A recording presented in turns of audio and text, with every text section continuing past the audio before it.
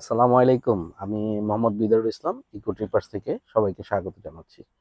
আজকে আমি একটা ব্যাপার নিয়ে একটু আপনাদের সাথে একটা ইনফরমেশন শেয়ার করব। সেটা হয়তো অনেকেই জানেন, আবার হয়তো দেখা যাবে অনেকেই জানেন না।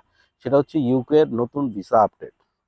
ভিসা আপডেট বলতে ইউকে রিসেন্টলি যেটা ডিক্লেয়ার করছে যে জানুয়ারি থেকে তারা আর স্টিকার ভিসা প্রোভাইড করবে না। তো এখন থেকে তারা ই-ভিসা দিবে অ্যাজ আমরা যেরকম পেয়ে থাকি থাইল্যান্ড, সিঙ্গাপুর, মালয়েশিয়া অথবা অস্ট্রেলিয়া বা দুবাইয়ের ভিসা যেরকম পেয়ে থাকতাম আমরা ই-ভিসাগুলো, এই ভিসাগুলো প্রোভাইড করবে। তার মানে যারা ডিসেম্বরের মধ্যে অ্যাপ্লিকেশন করার পর ভিসাগুলো রিসিভ করেছেন জাস্ট লাইক এরকম আমরা যেটা গত সপ্তাহে রিসিভ করছি ৩টা ভিসা। এরকম যাদের ৩টা ভিসা আ প্রি ইস এই স্টিকার প্রিন্টেড আসছে এই ভিসাগুলো আর তারা প্রোভাইড করবে না। ১ তারিখ থেকে তারা এখন ই-ভিসা প্রোভাইড করবে। আর ১ তারিখের পরে যারা যাবে তারা স্টিকার ভিসাগুলোর ইনফরমেশন ই-ভিসার পোর্টালে আপডেট করে নিবে। কারণ তারা এখন আর এই ই-ভিসা স্টিকার ভিসাগুলো আর অ্যাক্টিভ রাখবে না। তো এই আরকি।